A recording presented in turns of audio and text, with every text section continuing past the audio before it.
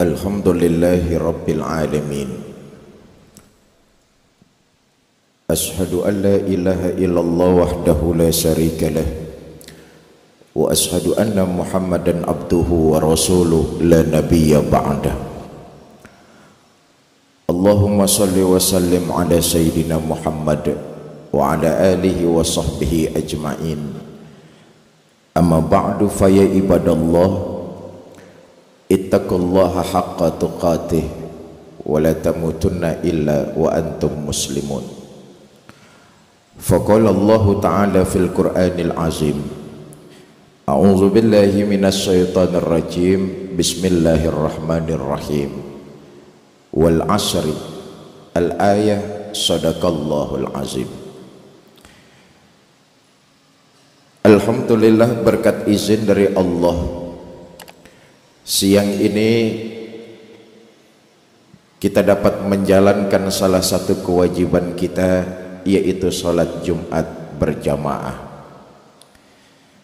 Salawat dan salam selalu kita curahkan pada junjungan kita Nabi besar Muhammad sallallahu alaihi wasallam, dengan harapan kelak di yaumil akhir kita akan mendapat syafaat dari Nabi kita Muhammad sallallahu alaihi wasallam.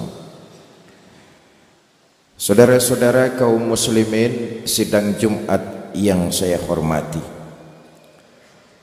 waktu terus mengalir dan tidak terasa kita memasuki di akhir bulan Sya'ban dan akan masuk kepada bulan suci Ramadan. Tidak berapa lama lagi insya Allah kita akan berjumpa dengan bulan suci Ramadan.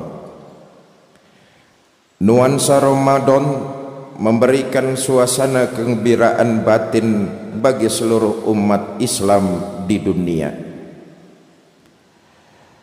Dan di dalam bulan suci Ramadan ada banyak sekali keutamaan-keutamaan.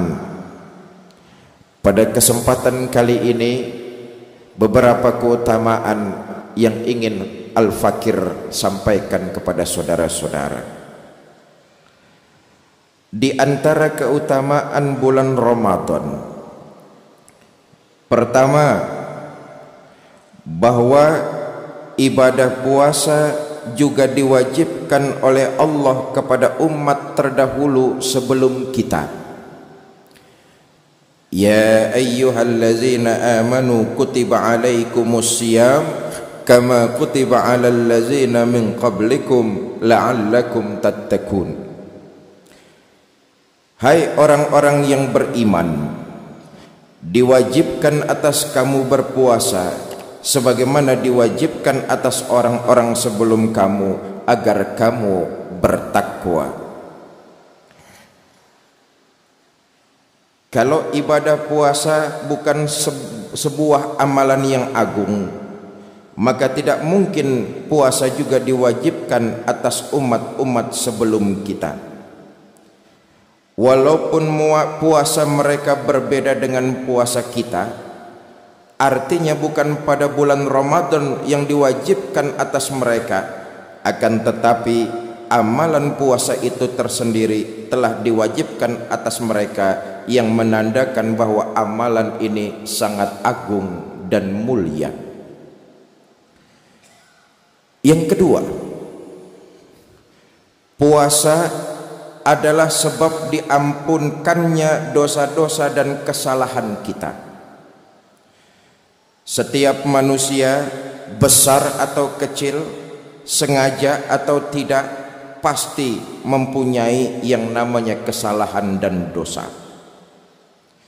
Itu sebabnya baginda Nabi pernah berkata, barang siapa yang berpuasa Ramadan dengan keyakinan dan penuh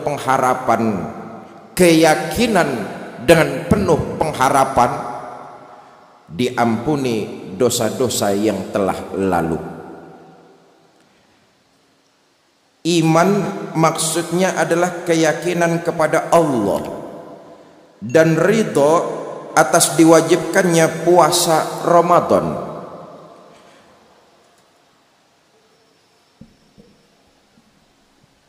harapan, keyakinan dan pengharapan adalah balasan berupa pahala dan diampuni segala dosa-dosanya oleh Allah Subhanahu wa ta'ala.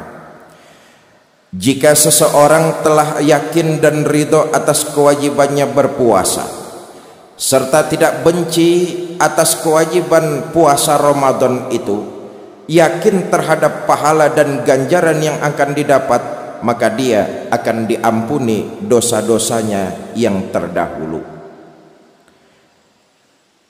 Ketiga,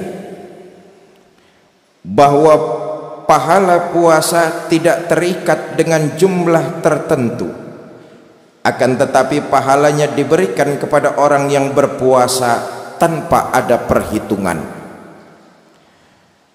Ibadah rahasia antara Allah dan kita, yang menunaikan puasa saja yang tahu. Nabi pernah mengatakan, semua amalan anak Adam untuknya dilipat gandakan. Setiap satu kebaikan dilipat gandakan menjadi 10. Setiap 10 masih dilipat gandakan menjadi 700. Bahkan janji Allah, yudhaifu liman yasha, Allah akan terus melipat gandakan pahala amalan-amalan ibadah manusia. Tetapi untuk puasa, Allah sendiri yang mengatakan, as-saumu li wa ana a'zibih. Puasa untukku, kata Allah, dan aku sendiri yang akan memberikan ganjaran pahalanya.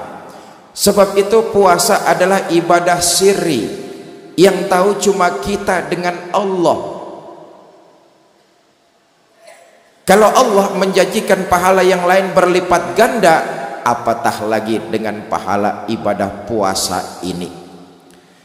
Saudara-saudara kaum muslimin yang saya hormati, yang keempat, di antara keutamaan bulan suci Ramadan, umat Islam, kaum mukminin mendapatkan dua kebahagiaan, yaitu kebahagiaan ketika berpuasa dan kebahagiaan ketika menghadap dan berjumpa Allah Azza wa Jalla. Farhatani, farhatun indal iftar wa farhatun indal liqa'i rabbih. Dua kebahagiaan yang akan dimiliki oleh orang-orang beriman. Pertama, kebahagiaan ketika datangnya iftar, berbuka puasa. Dan yang kedua, kebahagiaan ketika berjumpa dengan Khalik, sang pencipta, Allah Azza wa Jalla. Yang kelima, bahwa amalan puasa memberi syafaat kepada yang mengamalkannya, seperti Al-Quran memberi syafaat di akhirat kepada orang yang membacanya. Begitu juga puasa memberikan syafaat kepada orang yang mengamalkannya. Kata Nabi, pada hari kiamat nanti, di akhirat nanti, puasa akan berkata, ya Allah, aku telah menahan orang ini dari makan, minum dan syahwat, maka atas izinmu berikanlah dia syafaat. Begitupun dengan Al-Quran. Al-Quran pun memohon kepada Allah, wahai Allah, aku telah menahan orang ini dari tidur malam. Ketika orang-orang tidur, ia membaca kitabmu Al-Quranul Karim, maka dengan seizinmu ya Allah, berikan syafaat Al-Quran kepada orang yang membacaku. Saudara-saudara kaum muslimin yang saya hormati, Al-Quran dan puasa yang akan kita jalankan di akhirat nanti menjaga kita, memberi kita syafaat agar terhindar dari azab Allah Subhanahu wa ta'ala. Itulah 5 keutamaan puasa Ramadan, dan tentu masih banyak lagi keutamaan-keutamaan yang berhubungan dengan amalan puasa. Dengan diwajibkannya amalan-amalan bukan saja memberikan pahala bagi kita, bahkan menjadikan kita sebagai makhluk yang utama dan penuh dengan masa depan yang cerah. Semoga kita dijadikan sebagai hamba-hambanya yang taat dan ridho dengan semua keputusan-keputusan Allah.